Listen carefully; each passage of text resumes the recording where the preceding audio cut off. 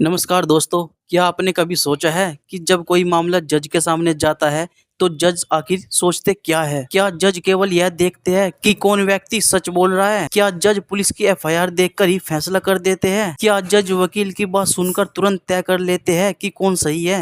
नहीं, अदालत में फैसला एक निर्धारित कानूनी प्रक्रिया के आधार पर किया जाता है। आज के वीडियो में हम आसान भाषा में समझेंगे कि जज किसी केस को किस तरह देखते हैं और फैसला देने से पहले किन महत्वपूर्ण बातों पर ध्यान देते हैं। पॉइंट नंबर 1, सबसे पहले जज के सामने क्या होता है। जब कोई मामला अदालत में आता है तो जज के सामने उस मामले से संबंधित रिकॉर्ड और कानूनी सामग्री रखी जाती है। क्रिमिनल केस में एफआईआर, चार्जशीट, गवाहों के बयान, डॉक्यूमेंट्स और अन्य एविडेंस महत्वपूर्ण हो सकते हैं। सिविल केस में plan, written statement, documents, admission और एविडेंस आदि महत्वपूर्ण हो सकते हैं। लेकिन हर दस्तावेज या हर बात अपने आप में अंतिम सत्य नहीं बन जाती। अदालत यह देखती है कि कानून के अनुसार उस सामग्री का क्या एविडेंटरी वैल्यू है। पॉइंट नंबर 2, जज केवल एफआईआर देखकर फैसला नहीं करते।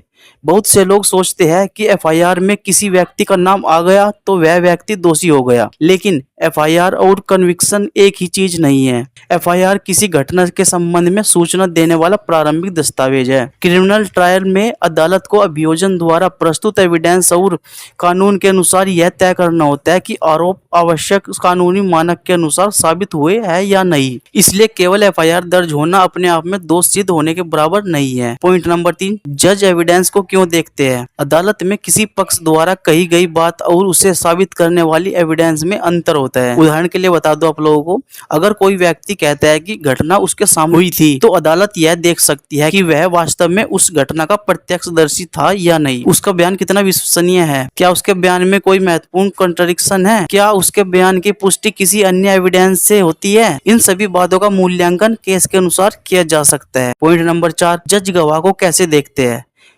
जज गवाह के केवल एक वाक्य को देखकर निर्णय नहीं लेते। गवाह के बयान की पूरी परिस्थितियों को देखा जा सकता है। उदाहरण के लिए बताऊं, गवाह घटना के समय वहां मौजूद था या नहीं, उसने वास्तव में घटना देखी थी या किसी और से सुनी थी, उसके बयान में महत्वपूर्ण विरोधाभास है या नहीं, क्या उसका बयान अन्य एविडेंस से मेल खाता है, गवाह किसी पक्ष से संबंधित है। इन बातों का मूल्यांकन अदालत कानून के अनुसार करती है। Point number 5, cross examination. अब आता है बहुत महत्वपूर्ण हिस्सा, क्रॉस एग्जामिनेशन यानी जिरह। जब किसी गवाह का बयान दर्ज होता है तो दूसरे पक्ष के वकील को कानून के अनुसार उससे सवाल करने का अवसर मिल सकता है। जिरह का उद्देश्य गवाह की क्रेडिबिलिटी और उसके बयान की विश्वसनीयता को परखना हो सकता है। उदाहरण के लिए बताऊं, यदि गवाह कहता है कि उसने घटना अपनी आंखों से देखी थी तो जिरह में उसकी लोकेशन, समय, रोशनी, दूरी और घटना को देखने की परिस्थितियों से संबंधित प्रश्न उठ सकते हैं। जज यह देख सकते हैं कि पूरे एविडेंस को देखने के बाद गवाह का बयान कितना भरोसेमंद है। पॉइंट नंबर 6, डॉक्यूमेंट्स और अन्य एविडेंस। कई मामलों में डॉक्यूमेंट्स भी महत्वपूर्ण भूमिका निभाते हैं। जैसे किसी एग्रीमेंट का मामला है तो एग्रीमेंट महत्वपूर्ण हो सकता है। किसी ट्रांजैक्शन का मामला है तो रिलेवेंट फाइनेंशियल रिकॉर्ड महत्वपूर्ण हो सकते हैं। किसी घटना का मामला है तो उपलब्ध परिस्थितियां जन्य या अन्य लीगली रिलेवेंट एविडेंस महत्वपूर्ण हो सकते हैं। लेकिन अदालत हर डॉक्यूमेंट को उसके संदर्भ और कानून के अनुसार देखती है। पॉइंट नंबर 7, जज दोनों पक्षों की बात सुनते हैं। अदालत में केवल एक पक्ष को सुनकर फैसला नहीं किया जाना चाहिए। एक सामान्य न्यायिक प्रक्रिया का महत्वपूर्ण सिद्धांत है कि दोनों पक्षों को अपनी बात रखने और कानून के अनुसार अपना पक्ष प्रस्तुत करने का अवसर मिले। एक तरफ प्रोसिक्यूशन या प्लेंटिफ की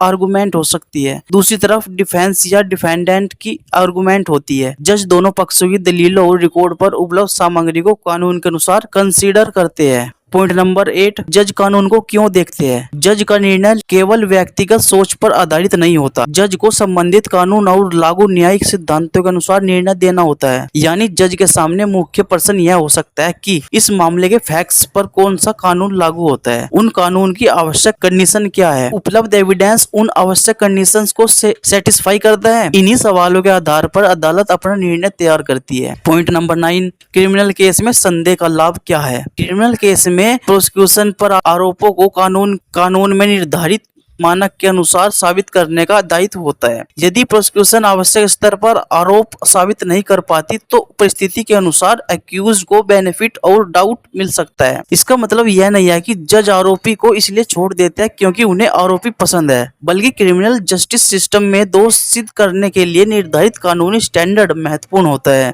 पॉइंट नंबर 10, क्या जज भावनाओं से फैसला करते हैं? अदालत के सामने कई बार बहुत भावनात्मक मामले आते हैं, लेकिन न्यायिक निर्णय का आधार केवल भावनाएं नहीं हो सकती। जज को कानून और रिकॉर्ड के आधार पर निर्णय करना होता है। किसी मामले में घटना बहुत दुखद हो सकती है, लेकिन अदालत को फिर भी यह देखना होता है कि कानून के अनुसार कौन सी बात साबित हुई है और उसका कानूनी परिणाम क्या है। पॉइंट नंबर 11, जज कॉन्ट्राडिक्शन क्यों देखते हैं? अगर किसी गवाह के अलग अलग समय पर दिए गए बयानों में महत्वपूर्ण अंतर दिखाई देता है, तो अदालत उस अंतर की प्रकृति और महत्व को देख सकते हैं। हर छोटी गलती का मतलब यह नहीं होता कि पूरा बयान झूठा है। इसी तरह हर कंट्राडिक्शन अपने आप में केस को खत्म नहीं कर देता। जज पूरे एविडेंस को देखकर यह तय करते हैं कि कंट्राडिक्शन वास्तव में कितना महत्वपूर्ण है। पॉइंट नंबर 12, जज केस की पूरी तस्वीर देखते हैं।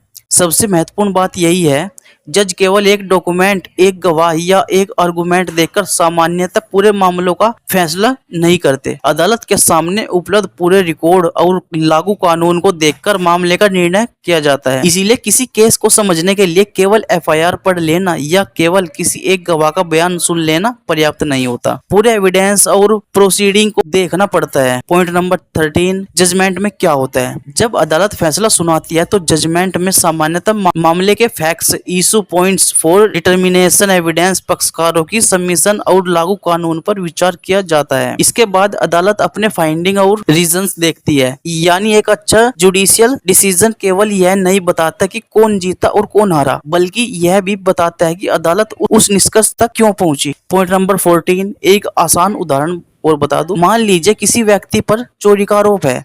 शिकायत में कहा गया है कि उसने चोरी की। अब अदालत केवल शिकायत देखकर यह नहीं मान लेगी कि आरोपी दोषी है। अदालत के सामने सवाल हो सकते हैं, चोरी वास्तव में हुई थी या नहीं, आरोपी घटना से क्या कनेक्शन साबित होता है, कोई आई विटनेस है या नहीं, सीसीटीवी या अन्य रिलेवेंट एविडेंस है या नहीं, बरामदगी हुई तो उसकी परिस्थितियां क्या है, गवाहों के बयान कितने विश्वसनीय हैं, और सबसे महत्वपूर्ण, क्या प्रोसिक्यूशन ने आरोप को कानून में निर्धारित स्टैंडर्ड के अनुसार साबित किया है। इन सभी बातों पर विचार करने के बाद अदालत निर्णय तक पहुंचती है।